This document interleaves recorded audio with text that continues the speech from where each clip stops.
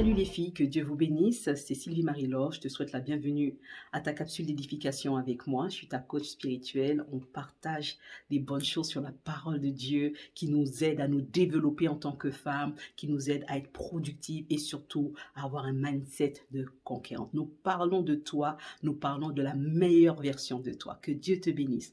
Aujourd'hui, j'aimerais parler de la fermeté dans les sentiments. Je ne sais pas s'il t'est déjà arrivé de revoir à la baisse certaines de tes valeurs par rapport à certaines circonstances. Il est vrai que dans la vie, des fois, quand on nous débarrons dans la vie, on se fait des idées de qui l'on est, on a des valeurs, on a des standings, on se dit, bon, je ne ferai jamais tel type de travail, je n'irai jamais en deçà de tel niveau de vie, je veux un homme de telle façon, voilà ce que j'attends dans la vie. Et moi-même, j'aimerais qu'on me traite de telle façon. Je n'aimerais pas qu'on me minimise, qu'on me rabaisse. Voilà pourquoi je me donne un standing. Et surtout si ces standings sont basés par rapport à la révélation que Dieu t'a donnée. C'est-à-dire que tu es une femme de valeur, c'est-à-dire que tu es appelée à être la tête et non la queue, c'est-à-dire que tu mérites les meilleures productions du pays, que tu es une paire, que tu es une couronne. Et toutes ces choses te donnent un visu de qui tu es, te donnent d'atteindre un standing, un niveau en deçà duquel tu ne peux pas tout simplement te conformer et te sentir à l'aise. Donc oui, il est bien d'avoir des standings, il est bien d'avoir des valeurs à défendre. Mais des fois, il arrive aussi que quand les choses ne vont pas toujours comme on le souhaiterait, quand des choses viennent contrer et affronter, tester nos valeurs, l'une des erreurs que beaucoup font malheureusement, c'est qu'elles revoient à la baisse leurs valeurs, elles revoient à la baisse leur prise de décision. Et j'espère et je prie que cette vidéo te rencontre à ce niveau où tu es en train de réfléchir à revoir à la baisse pour que tu puisses ne pas commettre cette erreur. Parce que si tu revois à la baisse ton standing et tes sentiments, tes valeurs, tu ne pourras être que malheureuse. On a l'impression que c'est une solution de secours, mais en vérité, ce n'est pas vraiment une solution parce que la chose ne vient pas rencontrer le besoin. Mais c'est juste une satisfaction minime, ponctuelle, qui ne pourra jamais étancher ta soif et répondre à tes attentes. Donc, si tu es dans cette optique où tu es en train de revoir à la baisse tes valeurs, que ce soit sur le plan relationnel, sentimental, où tu te dis, voilà mon type d'homme, voilà comment je vois mon futur mari ou mon mari, voilà comment je veux que ma vie soit, et que parce que le temps est en train de passer, tu vois tes copines se marier, tu vois tes amis se marier, et là tu te dis, waouh, le célibat commence à me peser, donc peut-être revoir à la baisse mes valeurs, peut-être que je suis trop exigeante, peut-être que je suis trop dure dans mes choix. Alors j'ai envie de te dire, si c'est basé par rapport à la parole de Dieu, ce sont des valeurs sûres de la parole de Dieu qui t'ont poussé à avoir ce standing-là, garde le cap, ma sœur. Ne revois pas la baisse.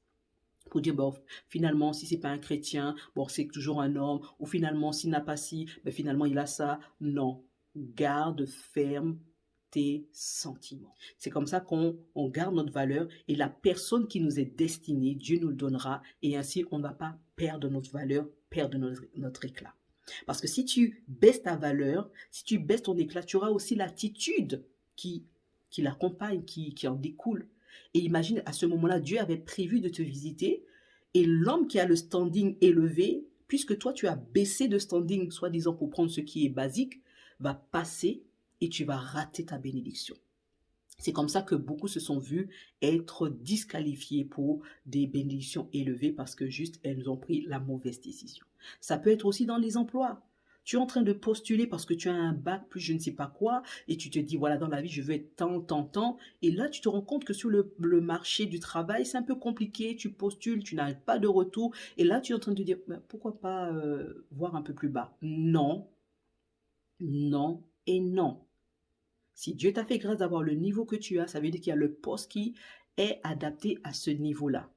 Tu dois juste persévérer et tenir ferme.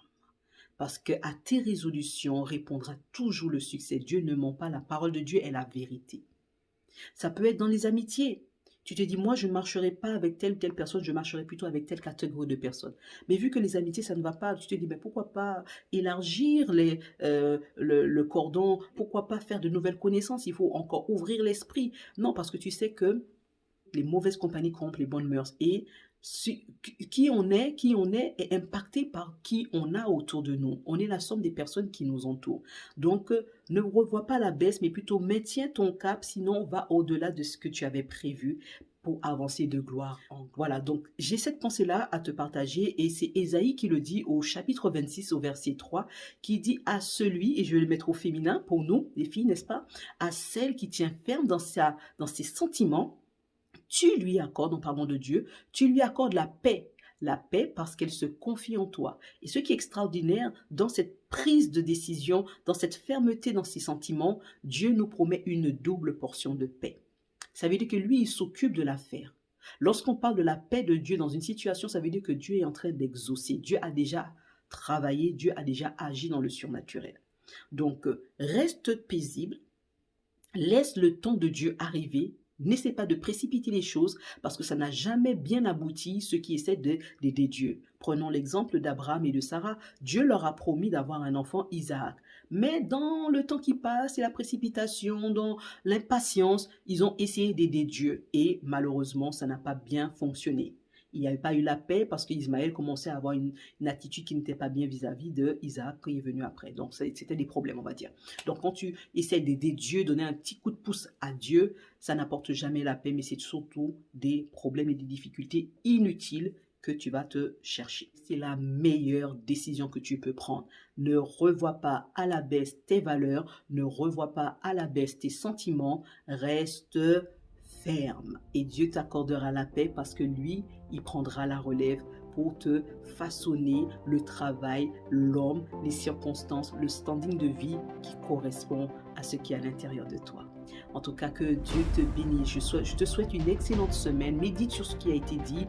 Revois ta posture. Si tu étais en train de penser à revoir à la baisse, stop, arrête-toi et maintiens le cap parce que la bénédiction est proche d'arriver. Donc j'espère que cette vidéo t'a plu.